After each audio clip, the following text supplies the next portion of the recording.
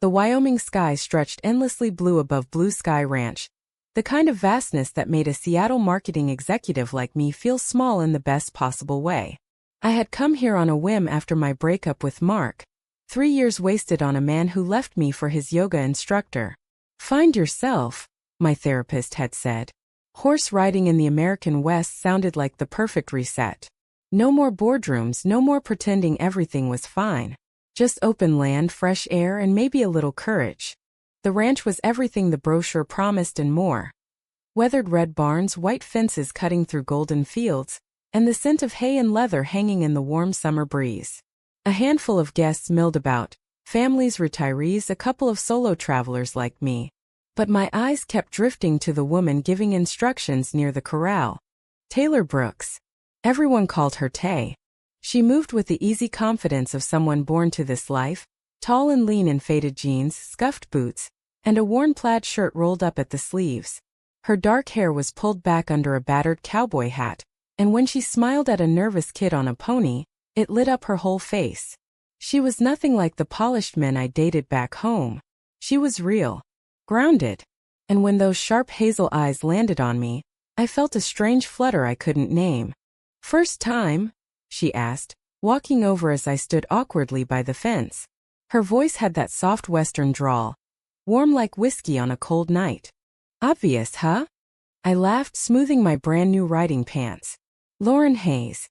I'm here for the week-long beginner package." Tay extended a hand, and when I took it, her grip was firm, calluses rough against my soft palm. "Welcome to Blue Sky, Lauren. I'll be your instructor. Let's get you up on Daisy here. She's gentle as they come."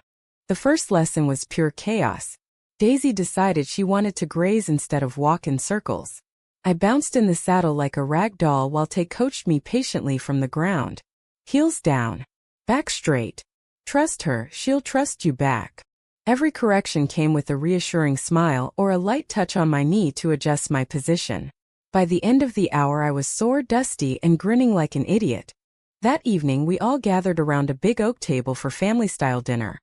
Grilled steaks, fresh corn, and homemade biscuits. Tay sat at the head, swapping stories with the ranch hands. Mostly women, I noticed, strong and sun-browned like her. She caught me watching and raised her glass of iced tea in a quiet toast. I looked away, cheeks warm.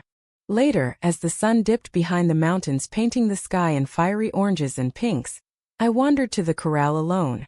Tay was there brushing down one of the bigger horses, a black gelding named Thunder. "Couldn't stay away?" she teased without looking up. "Guess not. It's peaceful here.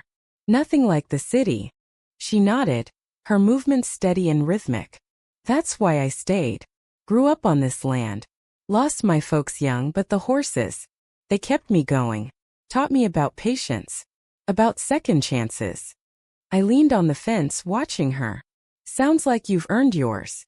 Tay paused, glancing at me with something unreadable in her eyes. "We all deserve one, Lauren. Even city girls running from something." Her words hit deeper than they should have. I told her a little about Mark then. Not the ugly details, but enough. The betrayal. The emptiness after. She listened without pity, just quiet understanding. The kind that made the vast Wyoming night feel a little less lonely. By the time I crawled into my cabin bed that night, muscles aching, my mind kept replaying the way her hand had felt on mine. It was just kindness, I told myself. Nothing more. But sleep came slowly, filled with dreams of open fields and a cowboy hat tilted low over knowing eyes. The next days blurred into a rhythm I hadn't known I needed. Morning lessons turned into afternoon trail rides. Tay taught me more than riding.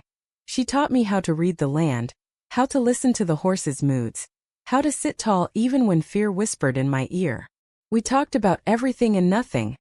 My corporate grind, her battles keeping the family ranch afloat after hard winters and rising costs. She had a dry humor that made me laugh until my sides hurt, and a gentleness when handling the animals that softened something inside me. One afternoon, during a solo ride along the creek, my horse spooked at a snake. I panicked, pulling too hard on the reins. Daisy reared, and I slid halfway off before Tay came galloping up on Thunder like some Western hero. She caught my arm, steadying me back into the saddle with effortless strength. "You okay?" Her face was close, concern etching lines around her eyes. Yeah, thanks to you.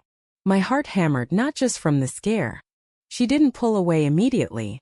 For a heartbeat, the world narrowed to the warmth of her hand on my waist, and the way the sunlight caught the gold flecks in her hazel eyes. You're getting better every day, Lauren. Stronger. That night by the campfire, as guests roasted marshmallows and shared stories, Tay sat beside me on a log. Our shoulders brushed. When the group thinned out, she stayed. You ever wonder if the universe sends you exactly what you need when you're ready? She asked quietly, staring into the flames. I swallowed. Lately? Yeah, I came here broken. But writing, being here, it's healing parts one didn't know were hurt. She turned to me then, and the air between us thickened. Good, because you're not the only one feeling it. Her words hung there, heavy with possibility. I didn't know what it was yet, but I wanted to find out. For the first time in years, the future didn't feel like something to survive. It felt like something to ride toward. The bond between us grew with every sunrise ride and quiet evening conversation. Tay showed me the hidden parts of the ranch, the wildflower meadow where the horses loved to run free, the old oak tree her grandfather planted, the creek where she used to skip stones as a kid. I opened up more than I planned, telling her about growing up in a strict household where emotions were weaknesses, about how Mark's cheating had made me question my worth. You're worth the whole damn sky, Lauren, she said one evening as we sat on the porch swing of the main house, watching fireflies dance. Her arm rested along the back of the swing, not quite touching me but close enough that I felt the heat. Don't let anyone dim that. I turned to look at her. The moonlight softened her strong features, making her look almost vulnerable. Why are you so kind to me? Tay smiled faintly. Because I see you. The real you. Not the polished city version trying to hold it all together. She paused, then added softly. And maybe because you make this old ranch feel new again. That was the night the almost kiss happened. We were walking back to my cabin after stargazing. The path was dark, lit only by her flashlight. At the door she handed it to me, our fingers brushing. Time slowed.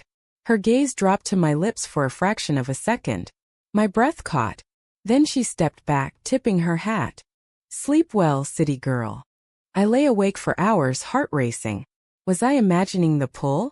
I'd never felt this way about a woman before. The thought scared me and thrilled me in equal measure. The next morning during our lesson, the tension simmered beneath every instruction.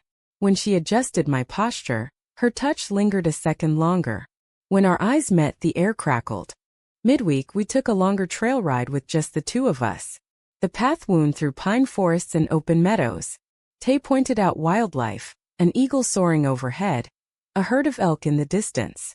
We stopped by a crystal-clear lake for lunch, spreading a blanket under the trees. You know, I've never brought a guest out here alone before, she admitted, handing me a sandwich. Why me?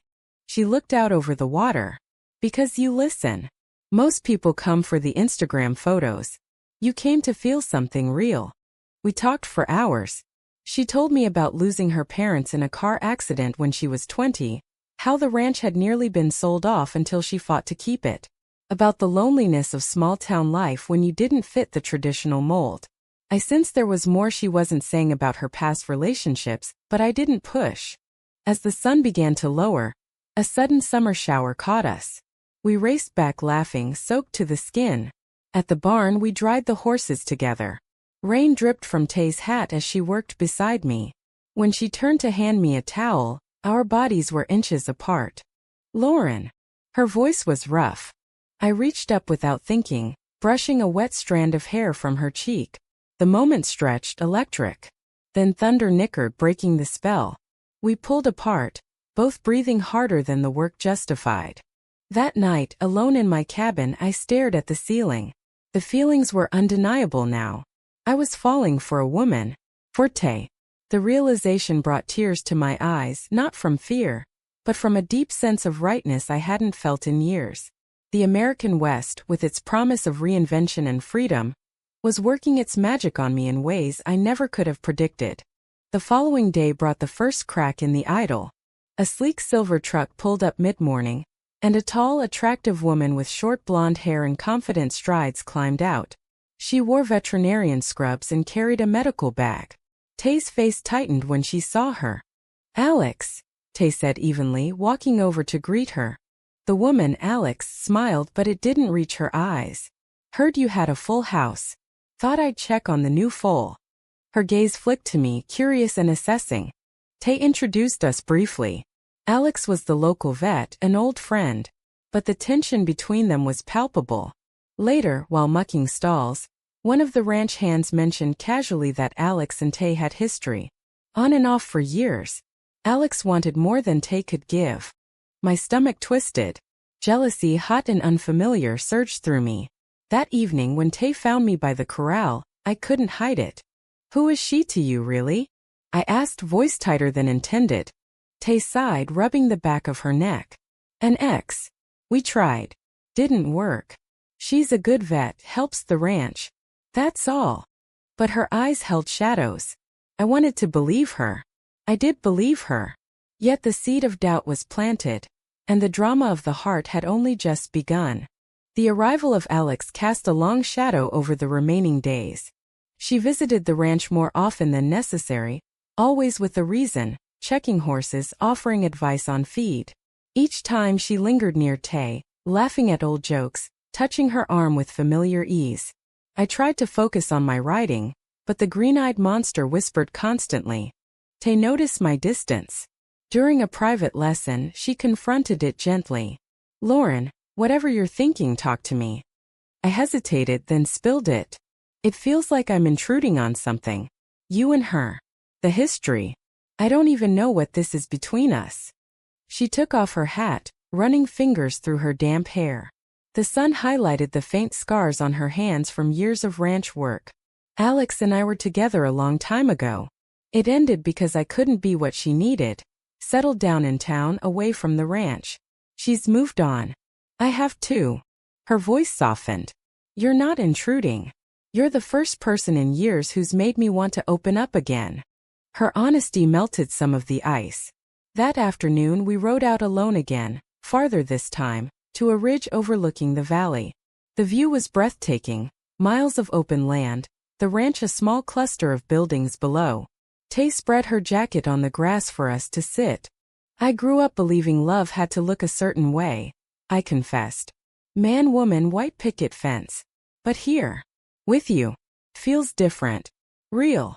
Tay took my hand, her thumb tracing circles on my skin. "Love doesn't follow rules out here. The land teaches you that. You take what the good Lord gives and hold on tight." We leaned in slowly. Our first kiss was soft, tentative, tasting of dust and hope. It deepened with the kind of emotion that comes from two wounded souls finding home in each other. When we pulled apart, her forehead rested against mine. "I've never felt this with anyone," I whispered. "Neither have I," she replied. "Not like this." The next 2 days were bliss. Secret glances during group activities, stolen moments in the barn, late-night talks on the porch. Tay shared more of her past, the fear of coming out in a conservative community, the strength it took to run the ranch as a single woman. I told her about my dreams beyond marketing. Maybe writing, maybe something creative and free. But drama has a way of crashing in. On the fourth evening, as I walked toward the main house for dinner, I overheard voices from the office. "Alex and Tay. You can't keep doing this, Tay," Alex was saying. "Playing the lone cowgirl forever. That city girl, she's temporary. She'll go back to her life and leave you here alone again." Tay's reply was low. "This isn't about her leaving. It's about me finally feeling alive." I didn't stay to hear more. Hurt and doubt flooded me. Was I just a summer distraction? The betrayal stung, even if unintentional. That night I avoided Tay, claiming a headache. In my cabin, tears came. The ranch that had felt like healing now echoed with uncertainty. The next morning, Tay found me saddling Daisy early. "We need to talk." Before we could, the ranch manager called us for an emergency. A big group trail ride was planned, but a storm was rolling in fast. We had to bring in the herd from the upper pastures. Tay and I rode out together, the tension thick between us. As thunder rumbled closer, the conflict between my heart and my fears reached its peak. The storm hit harder than expected. Dark clouds swallowed the blue sky, wind whipping the tall grass into frenzy. Lightning cracked overhead as we pushed the horses down the trail. Rain lashed our faces. Daisy slipped on the muddy path, and I clung on desperately. "Tay!" I shouted over the roar. She wheeled Thunder around, riding back to me. "Stay close. We're almost to the shelter." But the trail narrowed and panic set in. My horse panicked too, bolting forward. I lost the reins. The world tilted as Daisy stumbled. I tumbled off, hitting the ground hard. Pain exploded in my ankle. Tay was there in seconds, leaping down and shielding me with her body as rain poured. "Lauren, talk to me." "I'm okay. Ankle," I gasped. She helped me up, half carrying me to a rocky overhang for shelter while securing the horses. Thunder and Daisy pressed close, trembling. Tay's arms wrapped around me, strong and steady amid the chaos. "I'm sorry," she said fiercely, voice breaking, "for not telling you everything sooner. Alex and I. It was over years ago. She wants the ranch life I can't give her anymore. But you make me want to build something new." In the dim light of the storm, with Thunder shaking the ground, I looked into her eyes and saw the truth. No games. Just raw, honest love. I was scared, I admitted. Scared this was too good, too different. She kissed me then, desperate and deep, rain mixing with the salt of tears on our faces. Love isn't supposed to be safe. It's supposed to be worth the ride. The storm passed eventually, leaving a washed clean world. We made it back to the ranch soaked but together. The other hands helped with my sprained ankle. Alex even stopped by to check on the horses and, surprisingly, offered a quiet apology to me later. "Take care of her. She deserves it." That night, by the fire in the main house, Tay and I talked for hours. The betrayal I had feared was mostly my own insecurity amplified by old wounds. She had never hidden who she was. I had been the one running from feelings that challenged everything I knew. The climax of emotion came when she took my hands. "Stay longer. Or come back. This doesn't have to end when your week does." My heart swelled. The humanistic core of the story was clear now. Love, in all its unexpected forms, heals when we let it. The final days at Blue Sky Ranch passed in a gentle haze of recovery and revelation. My ankle healed enough for short walks, and Tay made sure I rested while still including me in ranch life. We worked side by side, feeding horses, mending fences, and planning small improvements to the property. The physical labor felt purifying, a far cry from my desk-bound Seattle days. One golden afternoon, as we sat on the ridge where we'd first kissed, Tay opened up completely. "I was betrayed once too, by someone who couldn't accept this life or who I loved. It made me guarded. But you walked in here scared and left stronger. Watching you grow has been the best part of my year." I leaned against her shoulder. "And you've shown me that love doesn't have to fit a mold. It can be boots and sunsets and honest talks. I came for horse riding. I found so much more." The ending was not without bittersweet notes. I had to return to Seattle to wrap up my job and decide my future. But we promised visits, video calls, and a plan. Tay's ranch needed help with marketing and community outreach. Perhaps a writing program for at-risk youth or LGBTQ+ folks seeking their own resets. The humanistic touch. Two women building something lasting, proving that love across differences could strengthen rather than divide. On my last morning, the whole ranch gathered for a farewell breakfast. Tay walked me to my rental car, hat in hand. "This isn't goodbye, Lauren. It's see you soon." We kissed under the big Wyoming sky, the kind of kiss that carries hope across miles. As I drove away, the rearview mirror showed her standing tall by the fence, waving. The cowgirl had done exactly what I never could have expected. She had taught me to ride straight into my own heart. Months later, I returned for good. The ranch thrived with new programs, and our love deepened into something steady and true. In the American West, where the land forgives and renews, we found our forever. Not perfect but real. Human. Beautiful.